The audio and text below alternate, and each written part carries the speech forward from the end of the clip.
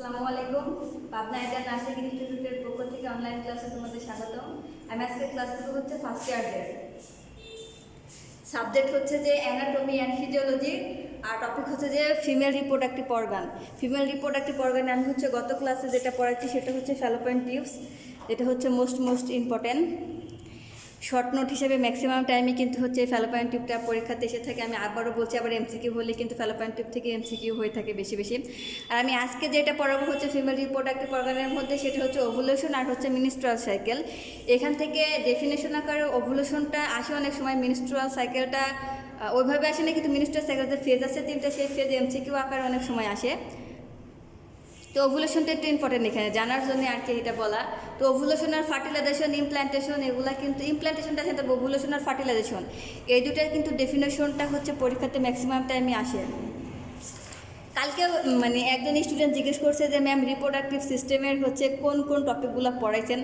মনে হয় তোমরা হচ্ছে যে এই ক্লাসগুলো হচ্ছে প্রতিদিন যে ক্লাসটা নেওয়া হয় সেই প্রতিদিনের ক্লাসটা প্রতিদিন দেখো, এর জন্য হচ্ছে মাঝখানের ক্লাসগুলো তোমরা হচ্ছে মিস করছো।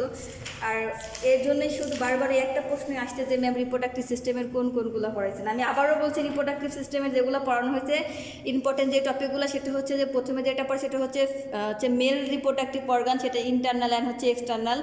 ইন্টারনাল এক্সটার্নালের মধ্যে যেগুলো হচ্ছে বর্ণনা পড়াইছে আমি, সেটা হচ্ছে টেস্টিস, স্ক্রুটাম, তারপর হচ্ছে যে স্পার্মের পাথে পড়ানো হয়েছে, যেটা মোস্ট ইম্পর্টেন্ট ছিল হচ্ছে মেল রিপ্রোডাক্টিভ অর্গানের মধ্যে। তারপর আমি পড়াচ্ছি হচ্ছে ফিমেল রিপ্রোডাক্টিভ অর্গানের মধ্যে হচ্ছে ফিমেল রিপ্রোডাক্টিভ অর্গানের নাম, এক্সটার্নাল আর হচ্ছে ইন্টারনাল অর্গানগুলোর নাম।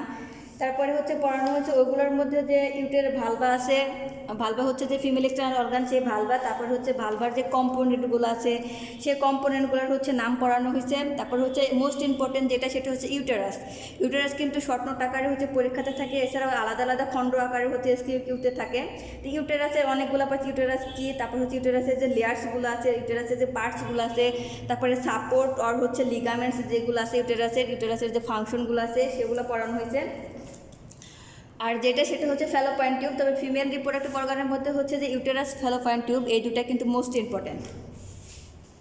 আর একটা পড়ানো হচ্ছে সেটা হচ্ছে ফার্টিলাইজেশন কি আর হচ্ছে জাইগোটটা কি।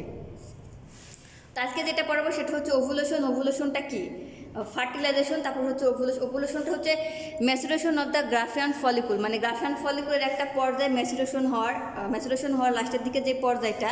And liberation of the ovum, মানে ওভামের হচ্ছে যে মুক্তি বা স্বাধীন হওয়ার যে প্রচেষ্টা from the ovary in is মিনিস্ট্রাল cycle usually occurs on হচ্ছে যে 14 in a 28 days সাইকেল।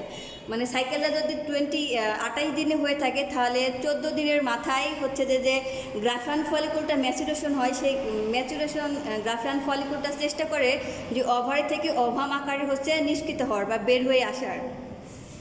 সেটা কখন হবে, 28 দিনের সাইকেলে, মানে 14 দিন আছে, 14 দিনের মধ্যে এখানে হচ্ছে 2 দিন প্লাস মাইনাস হতে পারে।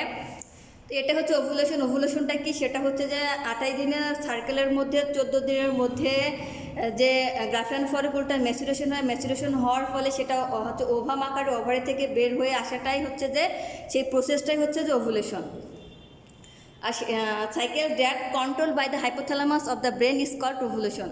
আর যখন হচ্ছে ওভুলেশনটা হয়, মানে ওভারি থেকে ওভামটা যখন হচ্ছে নিষ্কৃত হয়, তখন আমাদের সেটা হাইপোথ্যালামাস হচ্ছে যে ব্রেনের থাকে, তার মাধ্যমে আমরা বুঝতে পারি, আর সেটাই হচ্ছে যে ওভুলেশন।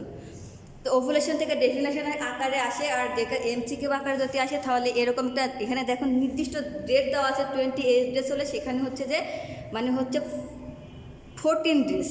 তো এটাই হচ্ছে যে এমসিকিউ থাকে ম্যাক্সিমাম টাইমে, অনেক সময় হচ্ছে কেউ বুঝতে পারে না এটা। 14 ডেজের কাছে আমি আবারও বলছি যে 2 দিন প্লাস মাইনাস হতে পারে এখানে। তো এটা হচ্ছে ওভুলেশন।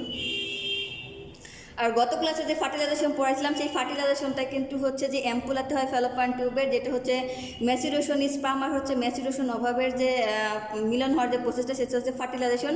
আর ওভুলেশন হচ্ছে যে ওভারি থেকে ম্যাচুর ওভামটা বের হওয়ার যে প্রসেস, সেই প্রসেসটা হচ্ছে যে ওভুলেশন, যেটা এক কথায়।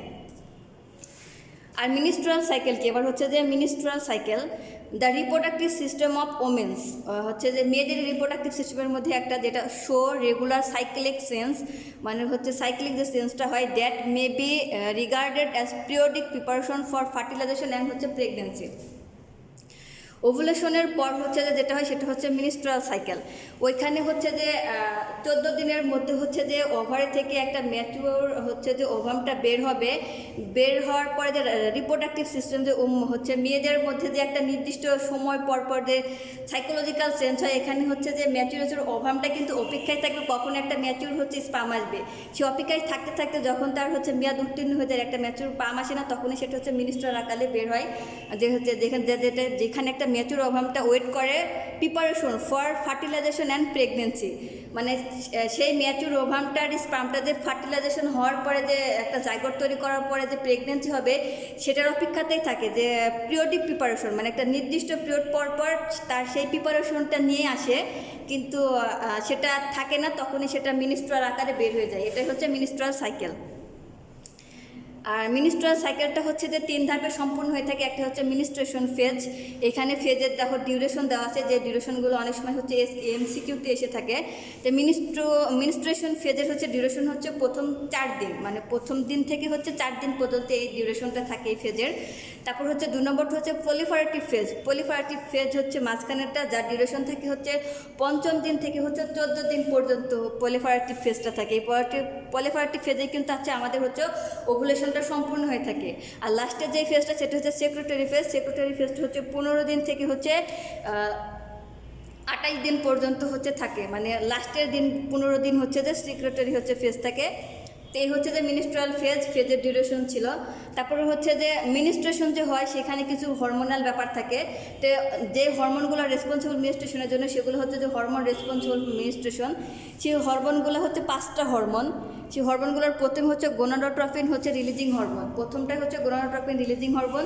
2 নম্বরটা হচ্ছে ফলিকুল স্টিমুলেটিং হরমোন। 3 নম্বরটা হচ্ছে লিউটিলাইজিং হরমোন। 4 নম্বর হচ্ছে ইস্ট্রোজেন। 5 নম্বর হচ্ছে প্রোজেস্টেরন। এই 5টা হরমোন হচ্ছে মিনিস্ট্রেশনের জন্য হচ্ছে দায়ী।